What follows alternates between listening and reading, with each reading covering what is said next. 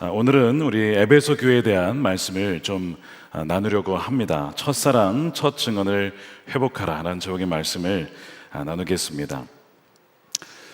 소아시아에 작년에 다녀왔습니다. 가보니까 이 에베소 교회부터 해가지고 시계 방향으로 해서 이 7개 교회가 순서대로 이렇게 지리적으로 배치가 되어 있습니다. 그래서 주님께서 성령을 통해 주시는, 교회들에게 주시는 메시지가 바로 이제 이 소아시아에 주시는 요한계시록 2장과 3장에 기록된 메시지입니다. 저는 이제 메시지를 준비하면서 오늘 바로 주님께서 우리 교회에게 뭐라고 말씀을 하실까 생각이 들었습니다. 우리 교회를 바라보실 때, 여러분을 바라보실 때 주님께서는 어떠한 칭찬을 하시고 또한 책망을 하실까라는 생각을 좀 해보게 되었습니다. 감사하게도 지난주에 어떤 집사님이 그러시는 거예요. 목사님, 천안목자교회가 너무 좋습니다. 우리 교회가 너무 좋아요 하시는 거예요. 여러분도 좋으십니까? 여러분도 우리 교회를 자랑하실 수 있겠습니까? 그분이 그런 얘기를 하시면서 최근에 공동체에 대한 좀 어려움을 겪은 분께서 우리 교회로 등록을 하셨다는 그런 얘기를 들으면서 참 교회가 좋은 소문이 나고 정말 좋은 교회다라고 하는 것은 참으로 감사한 일이구나 하는 것을 깨닫게 되었습니다. 물론 우리 교회 여전히 부족하고 또 보완해야 될 부분들이 참 많이 있습니다. 하지만 그럼에도 불구하고 하나님께서 은혜를 베풀어 주셔서 지금까지 지난 41년간 이 교회를 인도해 주심에 참으로 감사드립니다. 이 요한계시록이라고 하는 이 헬라어로 아포칼립시스라고 되어 있는데 무슨 뜻이냐면 베일에 감추어져 있던 것이 이렇게 벗겨지다, 이런 의미예요. 그러니까 감춰졌던 어떤 것이 드러나게 되는 것이 바로 이 요한계시록의 의미이죠. 요한계시록 1장 1절에 보면 예수 그리스도의 계시라 이렇게 시작을 합니다. 주님께서 우리 교회들에게 주시는 바로 말씀인 것이죠. 사도 요한이 밤모섬의 유배를 가서 거기에서 바로 주님께서 주시는 그 음성을 보게 됩니다. 보고 듣게 되는데 바로 하나님의 관점, 하늘의 관점에서 교회들에게 주시는 그 계시를 보고 그것을 적은 것을 우리가 이제 읽은 것이죠. 계시 중에 나타난 우리 예수님의 모습은 굉장히 위험이 있고 영광스럽습니다. 인자와 같으니 신성을 지닌 메시아의 모습으로 나타나죠. 오른손에는 7별을 쥐고 계신데 바로 7교회의 천사들을 상징합니다. 7별을 쥐고 계시고 또한 7교회를 상징하는 7촛대 사이를 거니시는 분이 바로 주님이셨습니다. 주님께서 교회 가운데 함께 하시고 동행하시고 임재하시고 모든 것을 살피신다라고 하는 것을 의미하죠. 말씀드린 대로 이 촛대라고 하는 것은 교회를 상징하는데 여러분 왜 촛대일까를 여러분 생각해 보셔야 됩니다. 왜 촛대일까? 여러분 촛대는 빛을 비추는 거잖아요. 그러니까 교회의 주된 사명이 뭡니까? 바로 어둠, 세상의 어둠에 빛을 비추는 사명이 바로 교회에 있다는 것이죠. 여러분 교회가 존재하는 것은 바로 세상에 누구를 증언하는 겁니까? 예수 그리스도를 증언하기 위해 존재하는 것이 바로 교회입니다. 다시 오실 주님, 우리의 메시아시고 우리의 사랑의 대상이 되신 주님을 증언하기 위해 모인 공동체가 바로 교회라고 하는 거예요. 예수님께서 사복음서에서 이 촛대를 등잔대 위에 둬야 된다, 감추면 안 된다라고 말씀하시죠. 말씀드린 것처럼 교회는 본질적으로 세상에 그리스도의 빛을 비추는 증언의 사명을 가진 공동체이기 때문에 그렇습니다. 요한계시록 11장에 보면 두 증인이 등장하죠. 근데 이 증인들도 바로 촛대로 묘사가 되고 있어요. 요한계시록 11장 3절 보시면 내가 나의 두 증인에게 권세를 주리니 그들이 굵은 베옷을 입고 1260일을 예언하리라. 그들은 이 땅의 주 앞에 서 있는 두 감람나무와 두 촛대니. 자, 이 두 증인을 촛대와 두 감람나무로 이렇게 표현을 했습니다. 증인을 촛대로 묘사한 것은 말씀드린 것처럼 바로 이 증인은 예수님을 증언하는 자니까 빛을 비추는 촛대로 나타난 것이고 또 한 가지는 왜 감람나무로 나왔을까? 여러분, 감람나무는 이제 번역이 바뀌었어요. 올리브나무라고 번역이 됐는데, 올리브나무는 기름을 내는 것이죠. 여러분, 올리브유 드셔보셨죠? 기름을 내는 나무입니다. 바로 이 기름이라고 하는 것은 성령의 능력, 바로 임재를 상징하죠. 드 증인이 촛대라고 하는 것은 바로 그리스도를 증언하는 자라는 뜻이고, 동시에 그 증언하는 힘과 능력은 어디에서 옵니까? 바로 파라클레토스라고 하는 성령을 통해서 담대하게 세상을 향해서 빛을 비추는 자들이 바로 이 두 증인으로 묘사되고 있는데, 이 증인들의 공동체가 뭐라고요? 여러분, 교회입니다. 여러분들은 증인이십니까? 여러분들은 주님을 사랑하십니까? 그리하여 주님을 증언하고 계십니까? 예수님을 사랑하는 것과 예수님을 증언하는 것은 따로 뗄 수가 없는 거예요. 예수님을 사랑하면 예수님을 자랑하지 않을 수가 없는 것이기 때문에 그렇습니다. 그래서 이 두 증인이 이 감람나무로 묘사가 되는데, 이 스가랴서에도 감람나무 이야기가 나와요. 스가랴 4장 12절에 다시 그에게 물어 금 기름을 흘리는 두 금관 옆에 있는 감람나무 두 가지는 뭡니까? 무슨 뜻입니까? 14절에 보니까 이는 기름 부음 받은 자 둘이니 온 세상에 주 앞에 서 있는 자니라. 똑같은 얘기죠. 즉 성령에 의해서 담대한 능력을 받고 세상에서 예수 그리스도를 증언하는 자가 바로 증인들입니다. 여러분들이 증인이 되어서 세상에 주님을 증언하는 자들이 되시기를 축복합니다. 그래서 교회는 증인들의 공동체요, 바로 선교적인 공동체라는 사실을, 이 사명을 여러분 결코 잊어서는 안 된다는 거예요. 그래서 예수님을 사랑하는 공동체로서, 또한 증언하는 공동체로서의 사명 공동체가 교회라고 하는 이 개념을 가지고 이 요한계시록을 읽으시면 여러분 이해가 훨씬 더 쉬워지실 겁니다. 이미 이제 뮤지컬에서 봤다시피 이 에베소는 소아시아의 가장 번화했던 도시 중에 하나입니다. 세계 7대 불가사의가 있는데, 불가사의 중에 하나가 무엇이냐면 바로 이 에베소에 세워졌던 아르테미스 신전입니다. 어떻게 이 신전을 세웠을까? 불가사의하다고 해서 세계 7대에 뽑히게 되었는데요. 거기에 이 아르테미스 신전이 세워졌을 뿐만 아니라 로마 황제 숭배 역시 굉장했던 도시가 이 에베소 도시였습니다. 그래서 이 아우구스투스는 자신을 위한 두 개의 신전을 짓도록 했습니다. 어디예요? 에베소에. 그러니까 황제 숭배를 위한 신전이 두 개가 세워져 있고, 나중에 기독교를 가장 많이 박해했던 황제 중에 한 명, 네로에 이어서 도미티아누스 황제가 또한 자신을 위한 신전을 이 에베소에 이제 신전을 세우면서 이 황제 숭배의 수호자로 지정해서 로마령 아시아에서 가장 황제 숭배를 제일 잘하는 도시로, 최고의 중심지로 이 에베소 교회를 택하게 됩니다. 이런 도시에서 여러분 신앙생활하기가 여러분 쉽겠습니까? 굉장히 어려웠을 겁니다. 여기에서 교회를 다니고, 그 당시엔 대부분 다 가정교회이긴 했지만 정말 신앙을 가지고 예배를 한다는 것, 예수님을 주라고 고백하는 것은 사실 거의 불가능한 상황이었지요. 그럼에도 불구하고 이런 도시에 교회가 있었다는 거예요. 그 교회가 바로 에베소 교회입니다. 많은 박해가 있었을 겁니다. 그럼에도 불구하고 이 에베소 교회는 많은 칭찬을 받아요. 7개 교회 중에 유일하게 칭찬만 받은 교회가 어디죠? 이 서머나 교회와 그 다음에 빌라델피아 교회입니다. 그리고 그에 못지않게 칭찬을 받은 교회가 바로 에베소 교회예요. 어떤 칭찬을 주님께서 하시냐면 2절과 3절 보십시오. 내가 너의 행위와 수고와 너의 인내를 알고 있다. 또 악한 자들을 용납하지 아니한 것과 자칭 사도라 하되 아닌 자들을 시험해 그의 거짓된 것을 내가 드러낸 것과 내가 참고 내 이름을 위하여 견디고 게으르지 아니한 것을 안다라고 주님께서 칭찬해 주시는 것이죠. 행위와 수고가 참 많았던 교회예요. 그래서 이 교회는 굉장히 역동적인 교회였습니다. 교회 안에 정말 많은 행사와 프로그램이 있었던 거예요. 예배뿐만 아니라 또한 제자훈련뿐만 아니라 이런 것들이 있었던 교회이지요.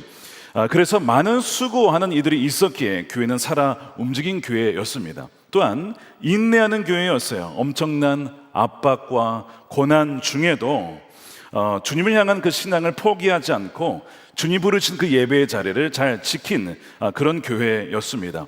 이교 문화에서 그리스도인으로서 산다는 것은 많은 핍박을 감수해야 했지만 그것을 견뎌낸 교회가 에베소 교회입니다. 더더욱 우리가 이제 이 뮤지컬에서 봤던 것처럼 교리적으로도 순결하고 정통을 지켜낸 교회가 에베소 교회입니다. 수많은 거짓 가르침과 이단의 사상이 교회를 위협했어요. 아까 이제 뮤지컬에서 본 것처럼 사람들이 이 확당형을 가지고 막 찾죠. 잘못된 교리가 없나, 잘못된 사람이 없나 이렇게 찾아내는 것처럼 철저하게 이단이 침투하는 것을 막고 거짓 가르침을 분별했던 교회가 바로 에베소 교회였다는 것입니다. 그리고 자칭 내가 사도다라고 하는 사람들을 시험해서 그들의 거짓됨을 밝혀내는 그런 교회가 에베소 교회였다는 거예요. 게다가 예수님이 미워하시는 당이 있죠. 어떤 당일까요? 민감해지시는데 여러분, 니골라 당입니다. 니골라 당. 니골라 당. 우리 주님이 미워하신다고 했어요. 나도 니골라 당을 미워한다. 너도 미워하는구나. 나도 미워한다.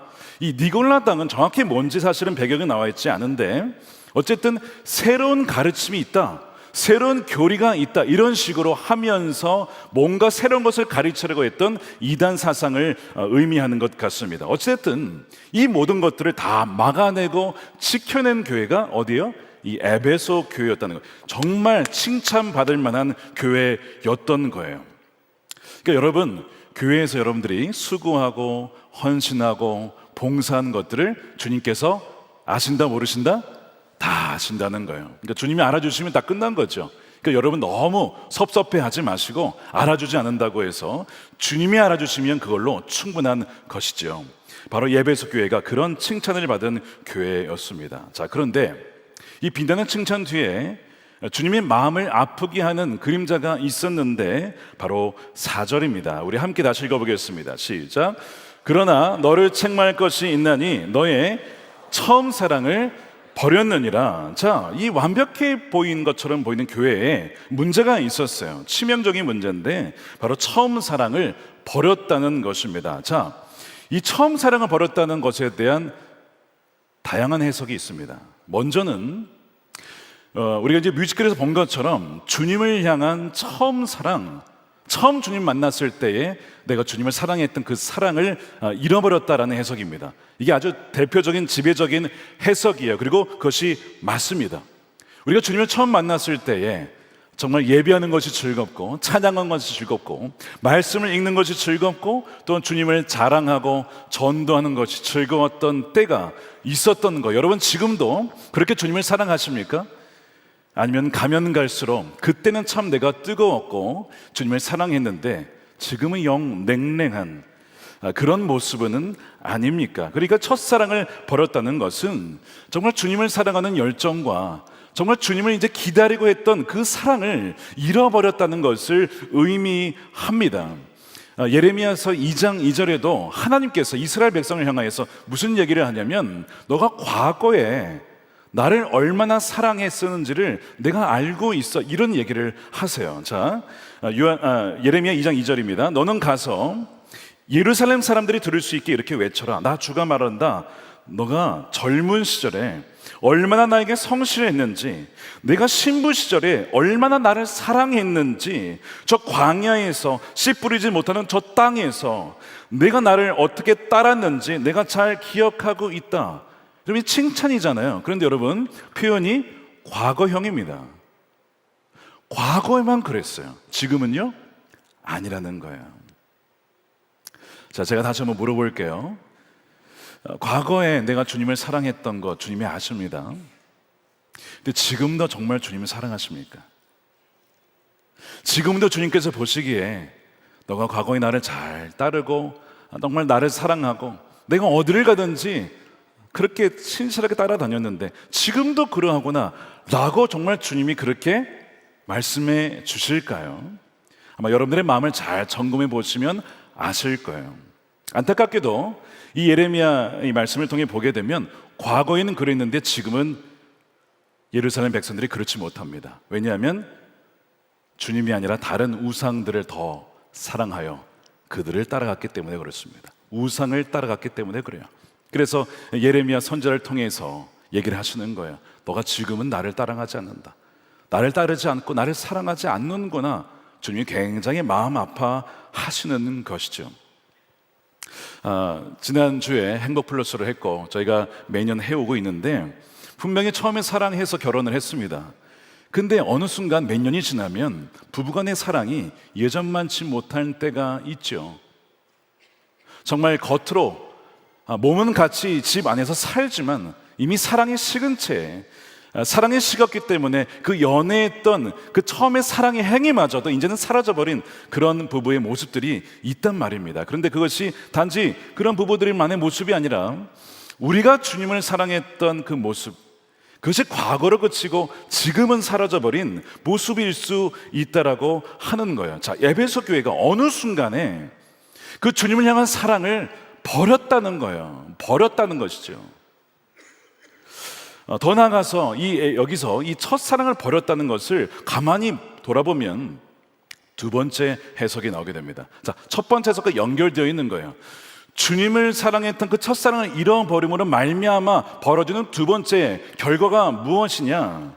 더 이상 예수님을 증언하지 않게 되는 겁니다. 그게 연결되어 있어요. 예수님에 대한 사랑이 식으면 예수님을 전하는 그 자랑도, 복음은 증거도 여러분 식어지기 마련이지요. 그래서 첫사랑을 버렸다는 것은 두 번째 의미가 있어요. 처음에 주님을 만난 이후에 세상에서 그리스도를 증언함으로써 드러냈던 그리스도를 향한 열정적인 사랑이 이제는 식어서 표현되지 않는다는 거예요. 주님을 사랑한다면 정말 그 잃어버린 영혼들에 대해서 사랑하지 않을 수가 없거든요. 그런데 아까 뮤지컬에서 본 것처럼 사람을 사랑합니까? 아니죠. 진리를 지켜낸다는 그런 명목하에, 교리를 지켜낸다는 명목하에 진리는 지켜냈지만 사람에 대한, 그 잃어버린 영혼에 대한 그 사랑은 식어버린 교회가 어느 교회예요? 에베소 교회였던 것입니다. 근데 그것은 주님을 향한 사랑이 식어진 것과 긴밀하게 연결되어 있는 거예요. 내 안에 주님을 향한 사랑이 뜨거워지면 여러분 복음 전파에 대한 열정도 뜨거워지기 마련이죠. 주님을 전하지 않을 수가 없는 겁니다. 네, 그 사랑이 식으면 영혼에 대한 사랑도 식고 또한 복음 전파에 대한 열정도 같이 식어지게 되는 겁니다. 자, 에베소 교회는 내부적으로는 좋았어요. 너무나 좋은 활동들과 어떤 인내와 정말 오래 참음이 있었습니다. 그러나 바깥으로 나아가서 가난한 자들과 잃어버린 자들과 정말 목마르고 주린 자들을 향해서 섬김과 주의 사랑을 증거함으로써 복음을 증거하는 그 사랑은 잃어버린 교회가 에베소 교회였다는 거예요. 그래서 예수님이 에베소 교회를 책망을 하시는 것이죠. 예수님께서 베드로를 불러다가 부활하신 이후에 다시 조반을 준비하시면서 묻잖아요. 너가 나를 사랑하니? 그랬더니 뭐라고 나중에 하십니까? 예수님께서 너가 나를 사랑하면 내 양들을 먹여야 된다. 주님을 사랑하는 것과 양들을 먹이는 것, 복음을 전하는 것, 이거는 긴밀하게 연결되어 있다는 것이죠. 자, 그럼 다시 한번 여러분들이 영혼을 점검해 보시기 바랍니다. 여러분들이 주님을 사랑하기 때문에 최근에 지난 한 달간, 지난 두 달간 복음을 증거한 적이 언제이십니까? 내가 옳고 그름에 대한 정말 바르고 정통이고 그거에 대한 것은 확실하게 내가 가지고 있지만 그 옳고 그름으로 말미암아 사람을 재단하고 사람을 정죄하고 그 사람을 향한 그 주님의 애정, 그 사랑을 잃어버리지는 않으셨습니까? 그 에베소 교회는 교리적으로는 완전 정통교회였지만 사람에 대한 사랑, 주님에 대한 사랑은 완전히 차갑게 식어져 버린 교회였다는 것입니다. 이 해석을 지지하는 구절이 마태복음 24장입니다. 제자들이 예수님께 물었어요. 마지막 때가 되면 어떤 징조가 있을 것입니까? 라고 했을 때 예수님께서 많은 얘기를 하시는데 이런 얘기를 하셨어요. 마태복음 24장 9절에 그때에 사람들이 너희를 환란에 넘겨주겠으며, 자, 믿는 자에게는 여러분 박해가 있어요. 어려움이 있기 마련입니다. 너희를 죽이리니 너희가 내 이름 때문에, 그렇죠? 예수님을 믿는 것 때문에 세상에서 차별을 당하고 공격을 당할 수 있어요. 모든 민족에게 미움을 받으리라. 여러분, 미움받을 용기가 있어야 됩니다. 그리스도인들에게. 그때에 또한 많은 사람이 실족하게 되어 서로 잡아주고 서로 미워하겠으며 거짓 선지자가 많이 일어나서 많은 사람을 미혹한다는 겁니다. 가짜 그리스도를 전파한다는 거예요. 이것은 뭐 이단만이 아니라 거짓된 교리를 전파하는 그런 사람들이 나타난다는 것이죠. 그래서 12절에 보니까 불법이 성함으로 많은 사람의 사랑이 식어진대요. 여기서 불법이라고 하는 것은 단지 도덕적인 타락만을 의미하는 것이 아니라 그것을 포함하지만 이 불법은 복음 전파와 증언을 가로막는 모든 형태의 악법과 반하나님적인 세력의 활동을 포함하는 겁니다. 그러니까 하나님의 의도를 떠나서 행하는 모든 것을 말하는 거예요. 그래서 예수님께서 종종 불법을 행하는 자들아 내게서 떠나가라, 하나님의 주님의 의도와 뜻과는 상관없이 이루어지는 모든 것이 불법이거든요. 근데 특별히 이 구절에서는 바로 복음 전파를 하지 못하도록 막는 모든 일들을 가리켜서 불법이라고 합니다. 여러분, 지금도 우리 대한민국에 이런 일들이 여러분 있습니다. 예를 들어서 여러분, 현행 사학법이 어떤 것이 있냐면 이 2021년에 개정된 것인데, 여러분, 사립학교가 이제 신규 교원을 임용할 때에 1차 시험을 봅니다.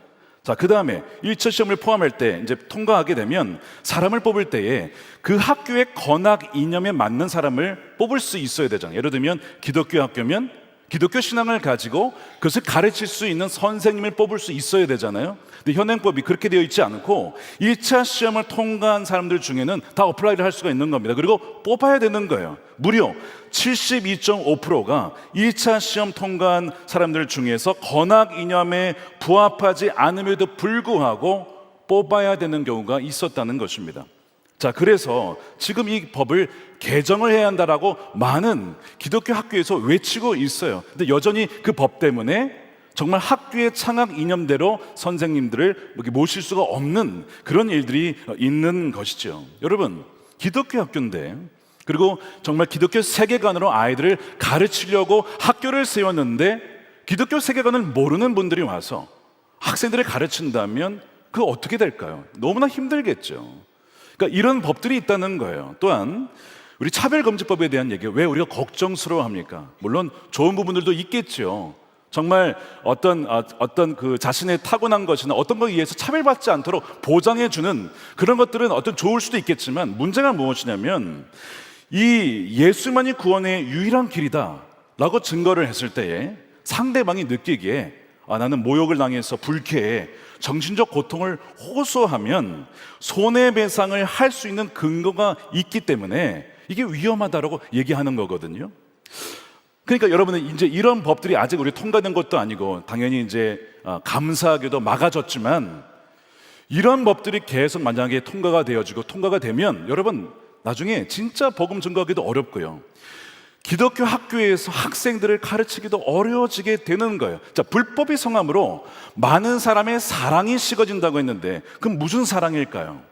바로 영혼 구원에 대한 사랑, 그것이 식어진다는 거예요. 왜? 너무 반대가 많고 핍박이 많고 이런 저항이 많다 보니까 나중에는요, 그냥 이렇게 살지 뭐, 그냥 원래 세상은 이런 거야.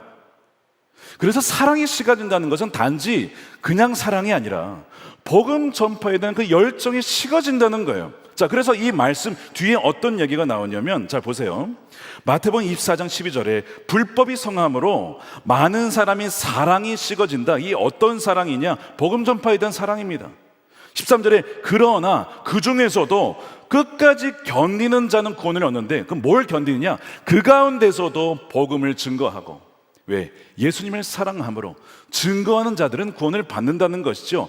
증거했기 때문에 구원을 받는 것이 아니라 그 인내와 견딤이 진정한 믿음의 증거이기 때문에 그렇습니다. 자, 그래서 14절에 보면 이런 어려움이 있지만 결국에는 이 천국의 복음이 모든 민족에게 증언되기 위하여 온 세상에 전파가 된다는 것입니다. 그제야 끝이 온다는 거예요. 자, 그러니까 이 사랑은 복음 전파이라고 하는 이 맥락 속에서 해석이 되어야 됩니다. 아, 마지막 때가 되면 주님을 향한 사랑이 식어질 뿐만 아니라 복음을 전하려고 하는 그 열정마저도 식어지고 사람에 대한 긍휼의 마음, 사랑의 마음도 식어지는구나. 자, 여러분들의 마음은 지금 어떻습니까? 주님을 알지 못하는 자들에 대한 그 마음에 구령이 열정이 있으세요?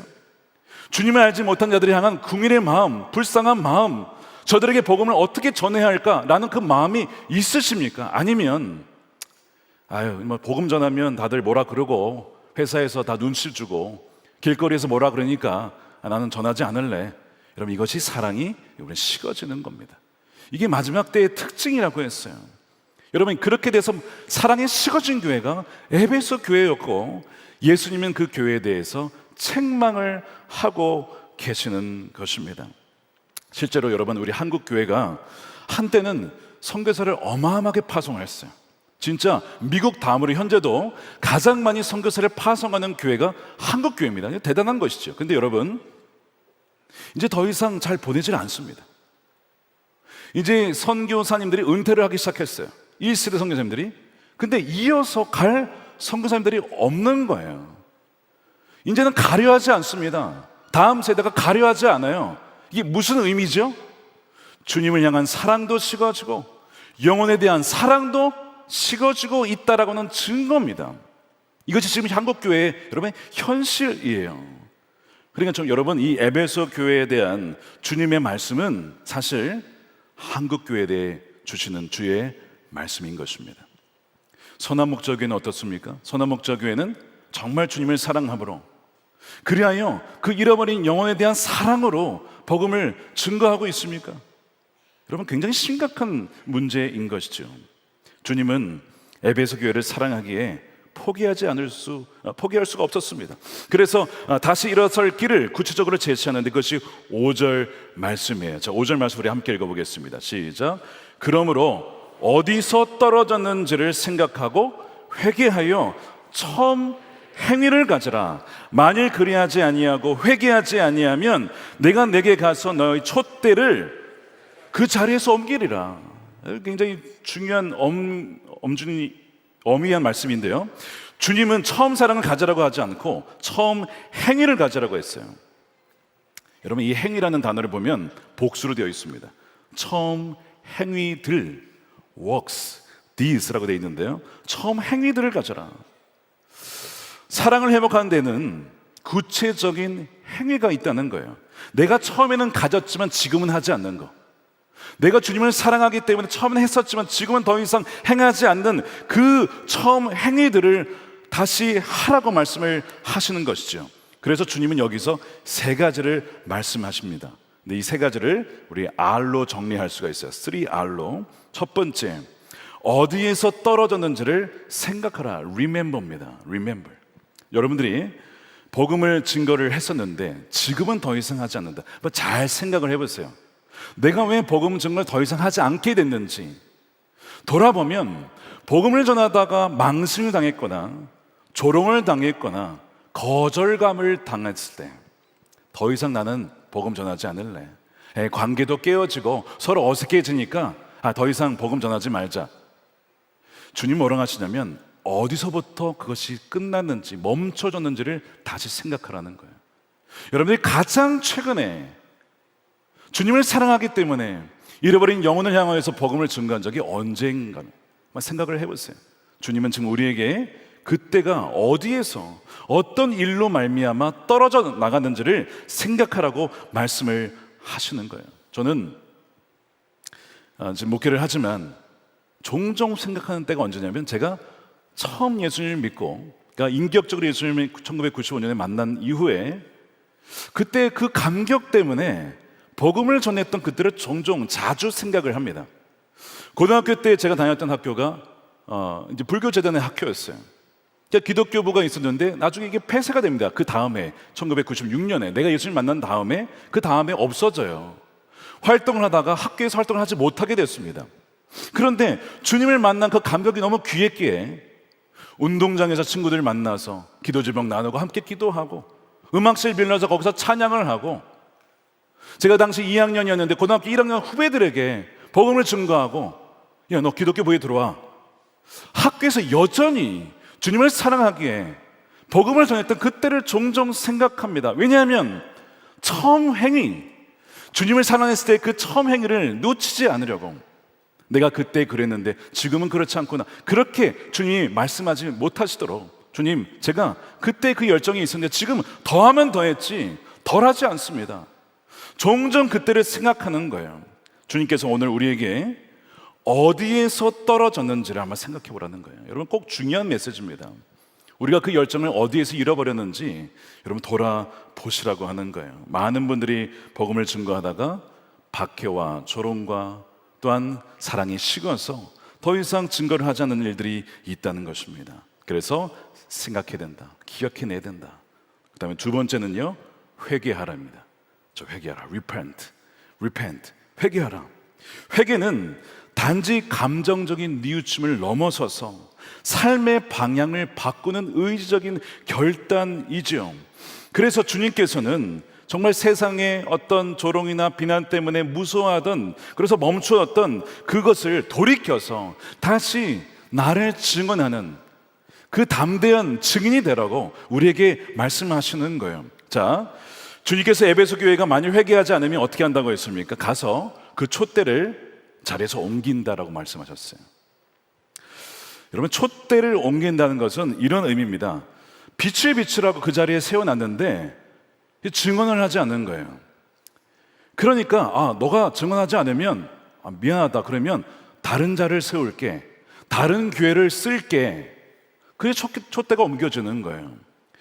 여러분, 교회 역사를 보게 되면 이 에베소 교회도 결국엔 사라지거든요. 왜 사라질까요?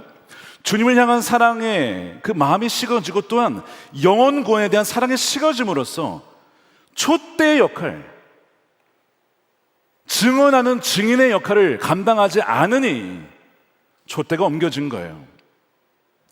교회 역사를 보게 되면요, 어느 한 교회가 100년 이상 가기가 쉽지 않습니다. 여러분, 많은 경우에 100년을 가지 못하고 사라지죠. 왜 사라진 걸까요? 촛대가 옮겨지는 겁니다. 근데 어떤 교회는요, 1대, 2대, 3대, 4대 100년을 넘게 가고요, 그렇게 지속되는 교회가 있어요. 물론 100년이 넘었어도요, 형식과 껍데기만, 전통만 남은 교회들도 있습니다. 근데 그런 교회를 말하는 것이 아니라 100년이 넘었는데도 여전히 뜨겁고 부흥하고 주를 향한 사랑으로 잃어버린 자들에게 복음을 증거하는 교회들이 있어요. 하지만 많은 교회들이 그렇게 하지 못한 채 사라집니다. 그 뭐 한 거예요? 촛대가 옮겨지는 거예요. 너무나 안타까운 것이죠. 제가 말씀드린 것처럼 한국교회가 한때 부흥을 했지만 지금 정체와 지금 쇠락기를 겪고 있습니다. 지난주에 아마존에서, 남미의 아마존에서, 브라질에 감독님과 이제 목사님들이 오셨어요. 지금 남미에 어마어마한 부흥이 있습니다. 아프리카에 어마어마한 부흥이 있어요. 지금 촛대가 옮겨지고 있어요. 지금 제가 그 얘기를 들으면서 감사하면서도 이런 기도가 되더라고요. 주님, 한국교회 촛대를 옮기지 말아 주십시오. 한국교회의 촛대를 옮겨주지 말아 주십시오. 근데 한 분이 저한테 질문을 하시는 거예요. 이 남미와 아프리카의 부흥에 대해서 전 어떻게 생각하냐고 물어보는 거예요, 저한테. 그래서 제가 그랬습니다. 남미에서, 아프리카에서 성령의 놀라운 역사를 통하여서 정말 땅끝까지 복음을 증거할 수 있도록 하나님께서 지금 역사하고 계시는 것입니다. 너무나 감사합니다. 우리 함께 연대했으면 좋겠습니다 라고 하면서 제가 무슨 얘기를 했는지 아십니까? 그러나 한국교회가 아직 끝난 거 아닙니다. 남과 북이 통일이 되어 우리는 중국을 넘어 대륙을 향해서 복음을 증거할 것입니다. 우리에게 남겨진 사명입니다. 제가 그렇게 이야기를 하면서 마음속으로 간절함이 들더라고요. 정말 주님, 정말 그렇게 얘기해 주십시오. 촛대가 이제는 뭐 남미, 아프리카에만 부흥이 있고 교회가 다 죽었다, 아시아에는. 한국은 이제 다 죽었어, 옛날 얘기야 가 아니고 다시 한번 한국에, 한반도에 부흥을 주십시오.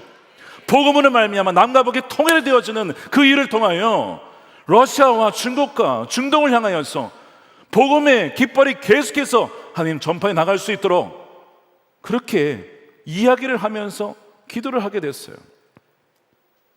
여러분, 주님께서 촛대 역할을 하지 않으면요, 촛대를 옮기신다는 거예요. 이 직원의 역할을 하라는 거예요. 저는 이제 말씀을 준비하면서 사실 회개를 많이 했습니다. 회개를 많이 했어요. 주님이 증언하라고 하는 것을 왜 담대히 증언하지 않고 머뭇거리냐? 왜 이리저리 눈치 보냐? 빛의 사명을 하라고 세운 것인데, 선한 목자에게 그렇게 세우는 것인데 그렇게 하고 있느냐? 회개가 막 되더라고요. 주님, 정말 잘못했습니다.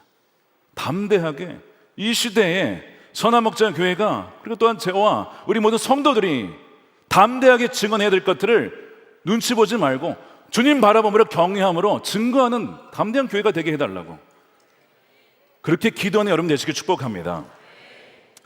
여러분, 주님께서 뭐라고 하시냐면요, 너가 나를 부끄러워하면 너도 너를 부끄러워할 거야, 이런 얘기를 하세요.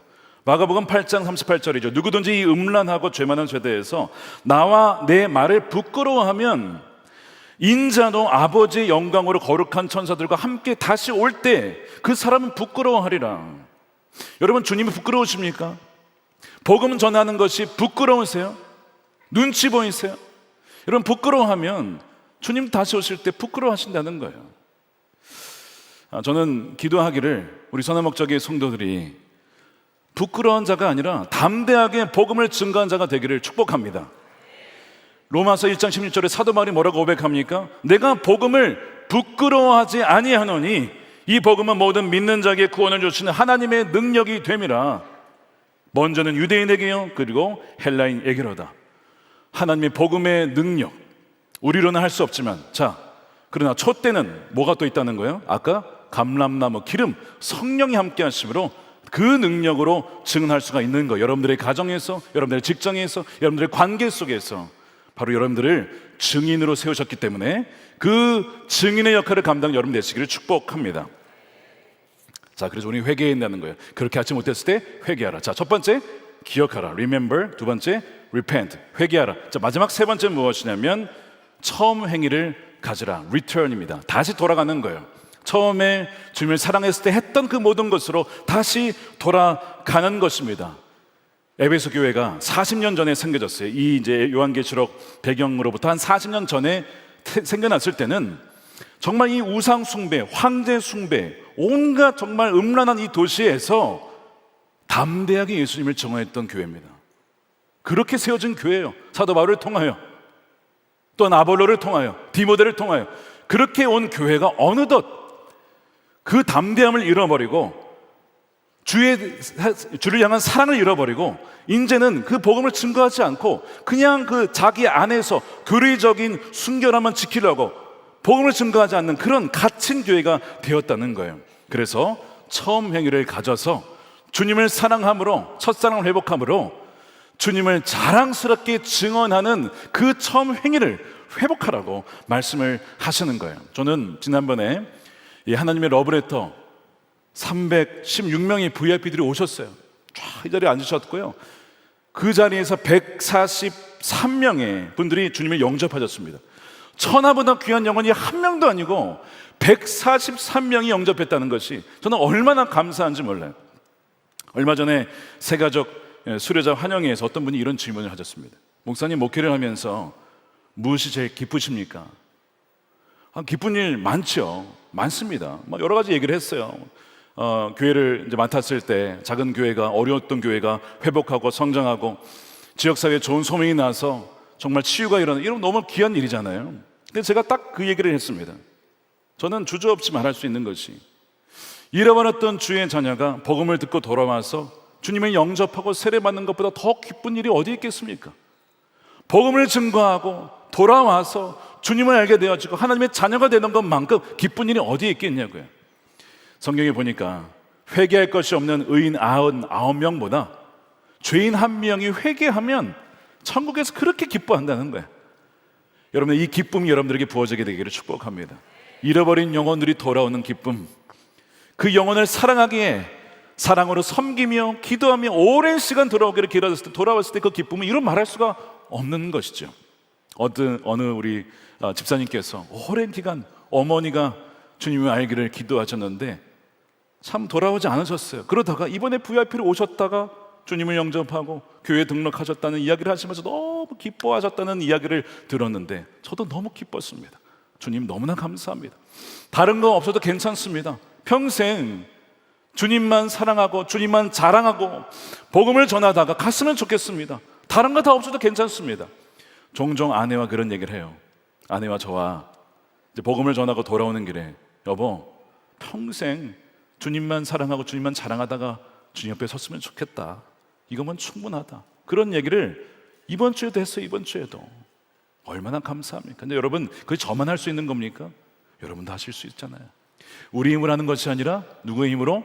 바라클레토스, 성령께서 우리에게 주를 향한 사랑을 심어주시고 십자가에서 우리가 죽을 수밖에 없었던 정말 죄인 중에 괴수였던 우리를 죄인 되었을 때 우리를 사랑하신 그 사랑으로 건져주셔서 자녀 삼아주신 그 사랑을 증언하는 자로 여러분들이 쓰임받을 때에 세상에서 여러분들은 세상의 빛으로 쓰임받게 되는 것입니다.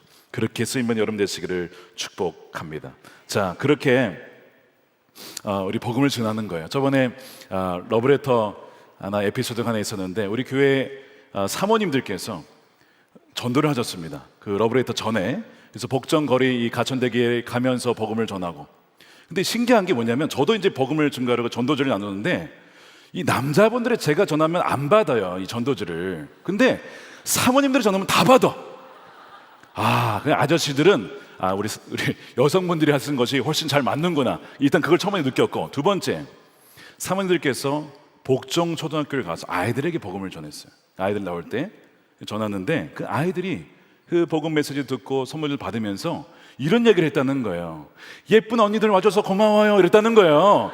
사모님들이 신나가지고, 뭐에 신나요?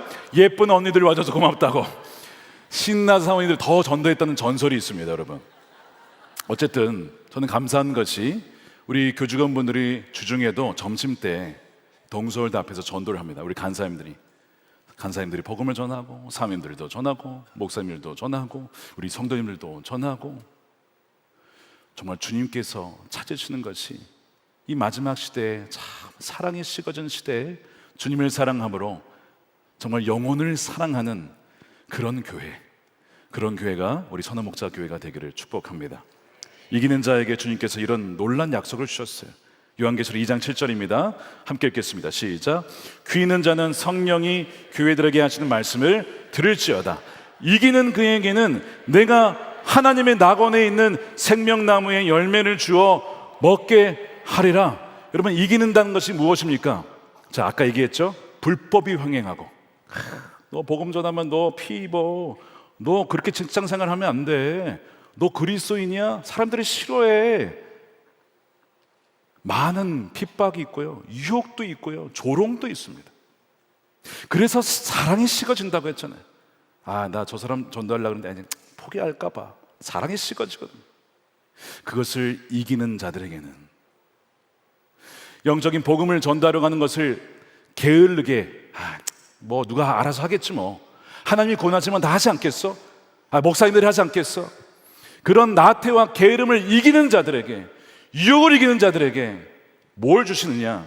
하나님의 낙원에 있는 생명나무의 열매를 주어 먹게 하리라. 여러분, 이 생명나무가 어디에 나오냐면 창세기에 아담과 하와가 에덴에서 쫓겨날 때에 접근하지 못하도록 생명나무 주위에 불칼이 돌죠. 접근 금지입니다. 그래 죽게 되죠. 아담과 하와는 영원히 못 살고 죽는 거 아닙니까? 그래서 이 생명나무는 영원한 생명일 뿐만 아니라 하나님의 임재를 상징하죠. 임재에서 쫓겨났던 거였잖아요. 그런데 이기는 그에게는 이 생명나무를 주어 영원한 하나님의 임재와 그 생명을 주신다는 거예요. 근데 이 약속이 또 어디에 나오냐면 예수님께서 마태복음 28장에 가서 제자를 삼아라, 땅 끝까지 가서 제자를 삼아라, 볼지어다 내가 세상 끝날까지 너희와 항상 함께 하리라. 역시 복음 전파하고 증언하는 자들에게 누가 함께 하신다고요? 주님이 함께 하신다는 거예요. 똑같은 얘기죠. 사랑하는 여러분, 우리로는 이 유혹과 게으름과 이 비방과 조롱을 이길 수 없습니다. 그런데 파라클레토스, 우리 함께 하시는 보혜사 성령께서 우리에게 힘 주시고 우리에게 능력 주시고 우리에게 사랑을 부어 주심으로 말미암아 주님을 사랑함으로 또한 잃어버린 영혼에 대한 사랑을 잃지 않고 끝까지 주님이 오실 그날까지 복음을 신실하게 증거하며 주님의 사랑을 자랑하는, 또한 나누는 저와 여러분들이 되시기를 주님의 이름으로 축원드립니다. 우리 함께 우리 찬양하겠습니다. 우리 찬양하고 우리 기도하는 시간 갖겠습니다.